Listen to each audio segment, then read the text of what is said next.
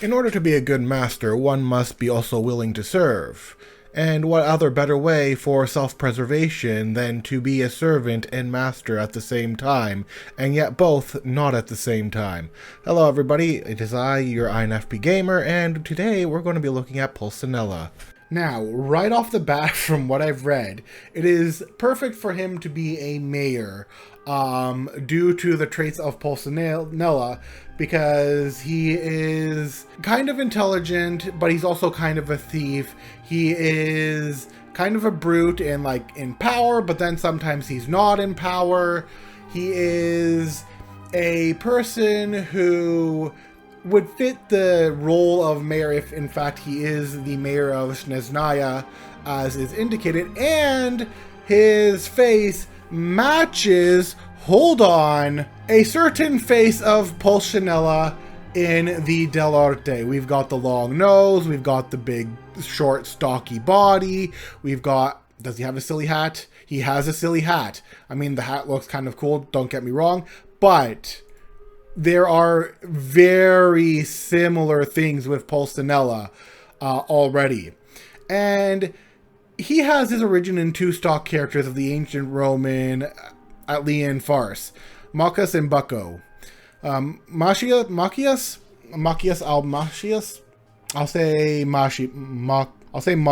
Machias being witty, sarcastic, rude, and cruel, while Bucco, or Bucco, I'm going to say Bucco because this is supposed to be Italian, is a nervous thief who is silly as he is full of himself.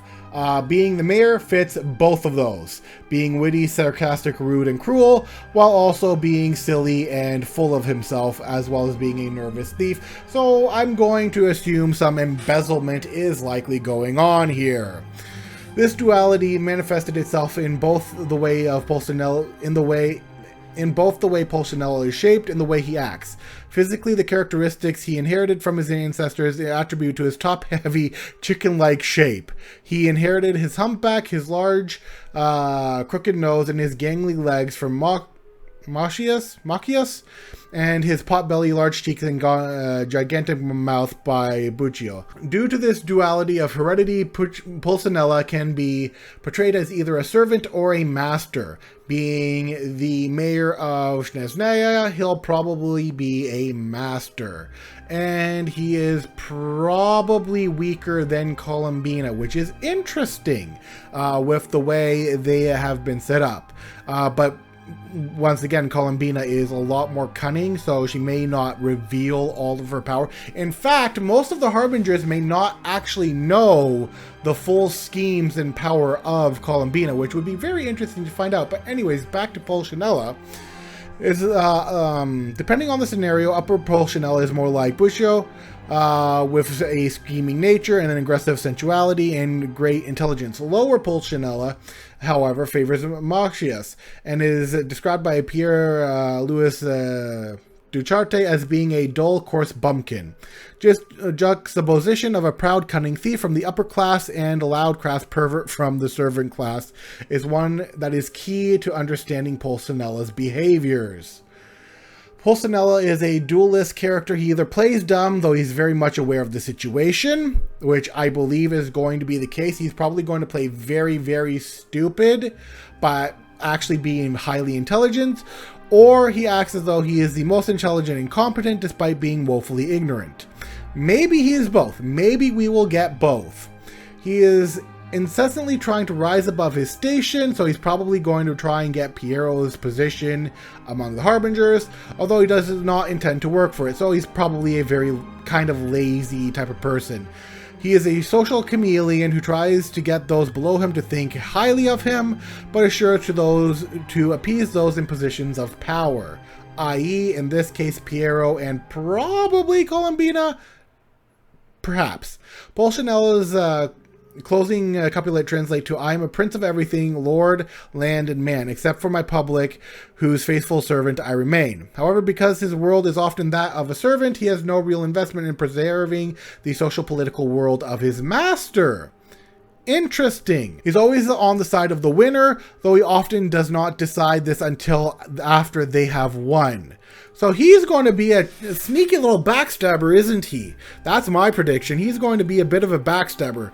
He's with the Harbingers now, but should the tide turn, he'll probably turn onto the Traveler's side. No matter his initial intent, Pulcinella always manages to win. If something ends poorly, another thing is successful. If he is put out in a sense, he is rewarded in another. This is often accidental triumph is his normal. Another important characteristic of Pulcinella is that he fears nothing. He does not worry about consequences, as he will be victorious no matter what. It is said that he is so wonderful to watch because he does what the audience member would do were they not afraid of the consequences. Interesting. Pulcinella is the ultimate self-preservationist, looking out for himself in most every situation, yet he still manages to sort out the affairs of everyone around him. So he probably manages the Harbingers, is what I'm thinking here. He likely manages the Harbingers. Antonio Fava, a world-renowned mask maker and maestro of Commedia dell'arte, is particularly fond of the character in both performance and study due to his influence and continuity throughout history. Fava explained that Pulcinella, a man without dignity, is nevertheless indispensable to us all. Without him, none of his countless bosses could ever escape from the awkward tangle of trouble in which they find themselves. Pulcinella is everyone's savior, saved by no one. This accidental helpfulness is key to success. He goes out of his way to avoid responsibility, yet always ends up with more of it than he bargained for. His movements are broad and laborious, allowing him to aggressively emphasize his speech and simultaneously exhausting him. He will also get excited about something and move very quickly and deliberately, leaving him with no choice but to halt and catch his breath. He is thought as a rebellious delinquent in the body of an old man. Now, let's go back to this wonderful guy here. What we are going to get, my prediction here, what we are going to get with Pulcinella is we're going to get a person who has been brought over to the side of the Tsaritsa. Currently, their side is winning. Currently, their side is doing great. Currently, their side is at the top of the world. Currently, he is that person who is in a position of power, and he is a bit of a miser, if you will. Probably kind of like similar to the Monopoly Man, except probably more of a miser.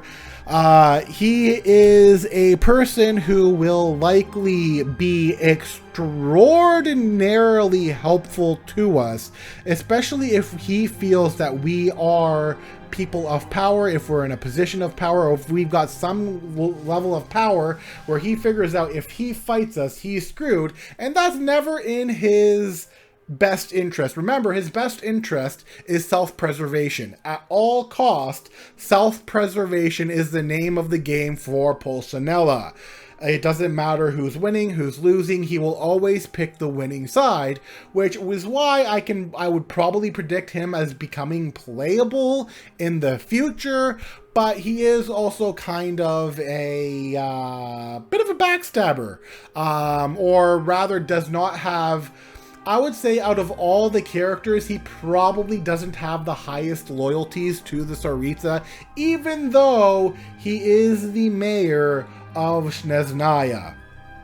It's not that he's like gonna go against the Tsaritsa, but he may help us change the minds and like do certain things behind the scenes to help us. Heck, knowing what I know now, he could have even been the one to orchestrate, probably not, but he could have been the one to somehow know about the travelers coming due to the appearance of Dvalin and our situation there, and then us going into Liyue at some moment, because we are like starting to get a name for ourselves, and there's no way that he wouldn't have gotten his information on us.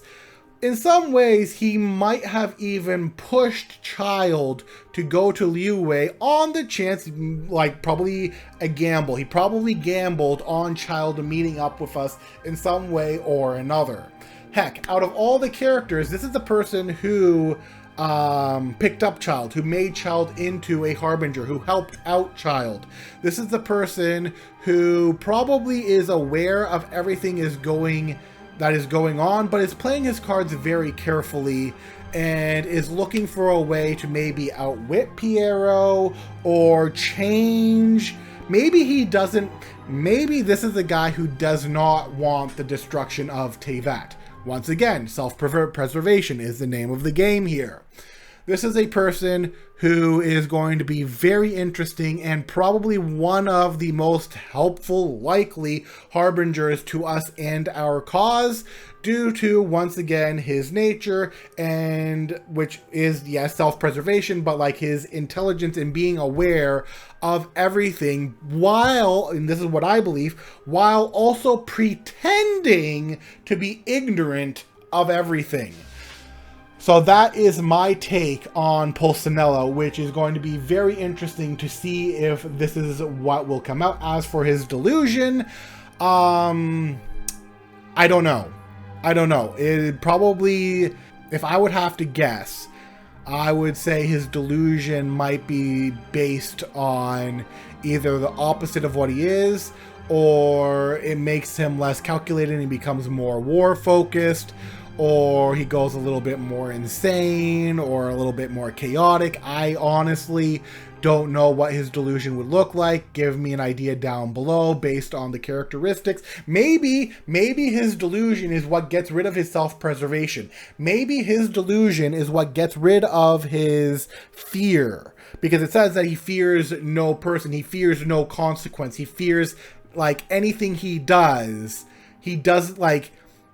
it without fear of the consequences. He does what us mortal men would be afraid to do. So maybe that's his delusion. Doing the thing that most people would be afraid to do because he doesn't fear the consequences. And while I may have spoken out of turn about his loyalties, it's just that his loyalties probably aren't more towards Piero and a little bit more towards the Tsaritsa, and he may have different ideas than Piero as to what the world should look like, even though he is part of the Harbingers. Anyways, if you enjoyed this video, be sure to like, share, and subscribe, and I'll see you guys next time. Bye-bye!